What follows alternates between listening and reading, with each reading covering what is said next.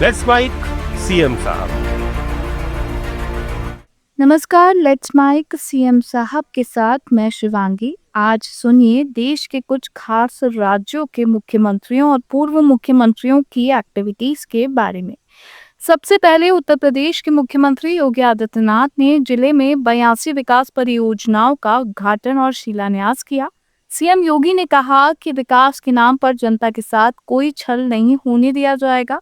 उन्होंने बाराबंकी के लिए आने वाली हर विकास योजना को आगे बढ़ाने का भरोसा दिलाया। इस दौरान मुख्यमंत्री ने करीब 550 करोड़ रुपए की परियोजनाओं की सौगात देते हुए जनता को बधाई दी। आज भगवान लोदेश्वर महादेव की पूजा करते समय वहां पर भगवान लोदेश्वर महादेव को मुझे बहुत सुंदर कमल चढ़ाने का अवसर प्राप्त हुआ। यानी इसका मतलब कमल के फूल को भगवान लोदेश्वर महादेव का आशीर्वाद प्राप्त हो गया। आप सब इन लोगों को आशीर्वाद दीजिए, मजबूती के साथ आगे बढ़िए। आपको मैं आश्वस्त करने के लिए आया हूं कि बहनों और भाइयों, विकास के नाम पर कोई आपको छल नहीं सकता है और विकास की जो योजना बाराबंकी की आएगी उसको हम आगे बढ़ाने का कार्य करेंगे। आपको इन सभी 550 करोड़ रुपए की परियोजनाओं के लिए मैं हृदय से बधाई देता हूं, अपनी शुभकामनाएं देते हुए अपनी वाणी को विराम देता हूं। धन्यवाद। जय हिंद, जय जय श्री राम। बहुत बहुत धन्यवाद माननीय, आपके प्रेरणादायी मार्गदर्शन के लिए। और अब जिला बाराबंकी की ओर से परिजात वृक्ष का एक प्रतिमा। हरियाणा के मुख्यमंत्री नायब सिंह सैनी ने हाई पावर्ड परचेज कमेटी की बैठक की अध्यक्षता की। बैठक में खरीद से जुड़े कई अहम एजेंडों पर चर्चा की गई और उन्हें मंजूरी दी गई। सरकार के अनुसार इन फैसलों का उद्देश्य विभागीय कामकाज को बेहतर बनाना और जरूरी संसाधनों की उपलब्धता सुनिश्चित करना है। उत्तर प्रदेश के पूर्व मुख्यमंत्री अखिलेश यादव ने नीट विवाद को लेकर केंद्र सरकार पर हमला बोला। उन्होंने कहा कि नीट छात्रों को न्याय मिलना चाहिए और प्रदर्शन कर रहे छात्रों के साथ अच्छा व्यवहार किया जाना चाहिए। अखिलेश ने आरोप लगाया कि सरकार छात्रों की आवाज नहीं सुन रही है और बेरोजगारी के कारण युवा सड़कों पर उतरने को मजबूर है। उन्होंने कहा कि अगर रोजगार मिले होते तो छात्रों को आंदोलन नहीं करना पड़ता। साथ ही उन्होंने सरकार पर तंज कसते हुए कहा कि जो सरकार विरोध की आवाज नहीं सुनती उसे जनता जवाब देती है। सांसद थाने में बैठाए हुए हैं और बाहर बच्चों की पिटाई करी जा रही है। ये कौन सी सरकार है? ये कौन सी सरकार जो सबका साथ सबके विकास की बात कर रही है? आप बच्चों की सुनना नहीं चाहते। सरकार है कि अहंकार है आपके अंदर? ये अहंकार बोल रहा है। अगर सरकार होती तो सुनती, बच्चों की बात सुनती। और नीट एग्जामिनेशन अगर हुआ है और उसमें अगर ये धांधली हुई है तो उसका जिम्मेदार कौन है? क्रेडिबिलिटी किसकी है? किसको ये तैयारी करनी थी? आप विश्व गुरु बनना चाहते हैं दुनिया में, आप कह रहे हैं अमृत काल है, लेकिन आपके मंत्री आप नहीं हटा पा रहे। और आपके यूपी के मुख्यमंत्री ने आपके दिल्ली के ऊपर आरोप लगा दिया, एसआईटी बनाकर क्या तक तैयारी कर दी कि मंदिर में चोरी हुई। भाई सच्चाई किसने खोली? एसआईटी ने खोली कि एसआईटी से चंदा चोरी हो गई। कौन जिम्मेदार है इसके लिए?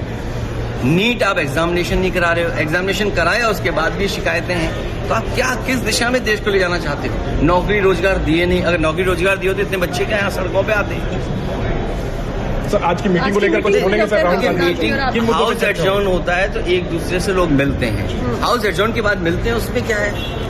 लेकिन अभी सबसे पहला सवाल ये है कि नीट के बच्चों को न्याय मिले और यहाँ के जो बच्चे जो आए आंदोलनकारी उनके साथ व्यवहार अच्छा।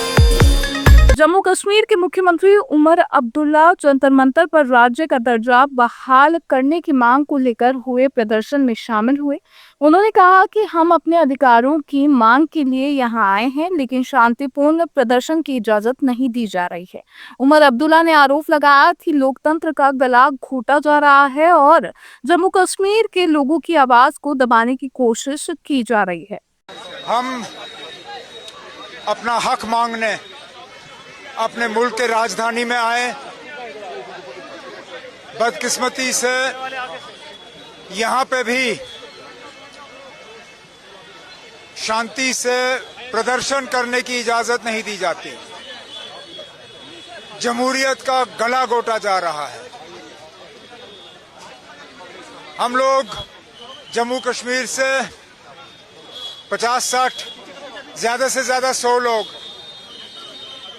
इस उम्मीद के साथ कि जंतर मंतर में बैठ के हम प्रदर्शन करेंगे और अपने हकूक मरकजी हुकूमत से मांगेंगे, मरकजी हुकूमत को याद दिलाएंगे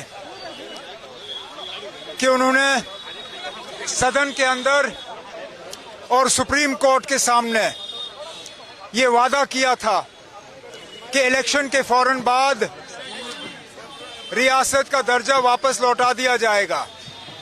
सुप्रीम कोर्ट का आदेश था as soon as possible, at the earliest, मतलब जितनी जल्दी हो सके आप रियासत जम्मू कश्मीर को वापस दे दो। इनको अगर सुप्रीम कोर्ट के आदेश का पालन नहीं करना है तो खुलेआम कहें कि हम जम्मू कश्मीर को दोबारा रियासत नहीं देंगे, तो ठीक है। उसके बाद हमें जो रवैया। दिल्ली के पूर्व मुख्यमंत्री अरविंद केजरीवाल ने नीट छात्रों के प्रदर्शन को लेकर सरकार पर निशाना साधा। केजरीवाल ने कहा कि जंतर मंतर पर बड़ी संख्या में युवा न्याय की मांग को लेकर जुटे हैं, लेकिन उनकी आवाज सुनने की बजाय उन पर कार्रवाई की जा रही है। उन्होंने सरकार से अपील की कि छात्रों की बात सुनी जाए और उनकी समस्याओं का समाधान निकाला जाए।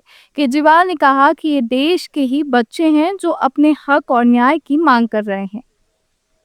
दोस्तों, मैं पंजाब में हूं अभी और इस टाइम मैं सोशल मीडिया पे देख रहा हूं कि कितने ज्यादा लोग इकट्ठे हो गए हैं। पूरा कनॉट प्लेस भर गया है, जनपथ भर गया है, जंतर मंतर भर गया है। हजारों लाखों की संख्या में युवा पूरे देश भर से आए हुए हैं और सरकार इनके ऊपर पूरे अपनी दमन शक्ति इस्तेमाल कर रही है, लाठीचार्ज कर रही है, मार रही है इनको। इंटरनेट बंद कर दिया उधर, उनको संसद जाने से रोका जा रहा है। ये गलत है। युवा आखिर जाएं तो जाएं कहाँ? पहले आप इनके पेपर लीक करा देते हो, फिर पेपर दोबारा करा दो तो उसमें पूरा इवैल्यूएशन गड़बड़ हो जाता है। वो शिकायत पे शिकायत करते हैं, उनकी सुनवाई नहीं होती। आखिर बच्चे जाएं कहाँ? उनका तो आपने भविष्य बर्बाद कर दिया। अब जब वो आप अपने न्याय मांगने के लिए सड़क पे उतरते हैं तो आप उन पे लाठीचार्ज कराते हो। ये तो बिल्कुल सही नहीं है। बच्चों में बहुत ज्यादा गुस्सा है। मैं मोदी जी से कहना चाहता हूं कि बच्चों के गुस्से को संभालिए, नहीं तो ये आपके लिए बहुत भारी पड़ेगा। बच्चों के साथ बैठ के बात करो। हमारे बच्चे हैं, हमारे देश के बच्चे हैं, इनके साथ बैठ के बात क्यों नहीं करते? इतना क्यों अहंकार है? मेरे साथ पंजाब के जापान के फुकुओका में भारत के महावाणिज्य दूत सी राजकुमार ने कर्नाटक के मुख्यमंत्री डीके शिव कुमार से विधान सौदा में मुलाकात की। इस दौरान भारत जापान संबंधों को और मजबूत करने, कर्नाटक में निवेश बढ़ाने और विभिन्न क्षेत्रों में आपसी सहयोग को लेकर बातचीत हुई। मुख्यमंत्री ने दोनों देशों के बीच व्यापार, तकनीक और विकास के क्षेत्र में साझेदारी को बढ़ावा देने पर जोर दिया। आप सुन रहे थे let's mike more than radio. Follow कीजिए हमें हमारे सोशल मीडिया प्लेटफॉर्म्स पर। It's time for news. It's time for more than radio. Presenting the first radio news app, Let's Mic. Let's Mic, a news-based app on your phone where you get to watch and listen news, talk shows, interviews, radio show podcasts. On Let's Mic, you get all relevant information of TV, print, radio, podcast, and digital. Let's Mic talks about every segment of life.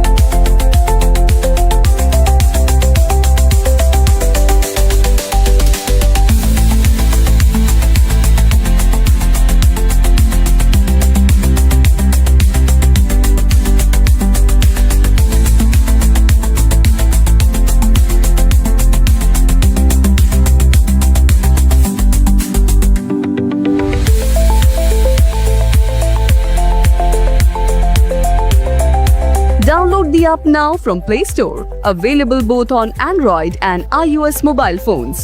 Follow us on YouTube, Instagram, Twitter, LinkedIn, Facebook, Telegram, WhatsApp, Snapchat. Let's talk, let's connect, and let's mic.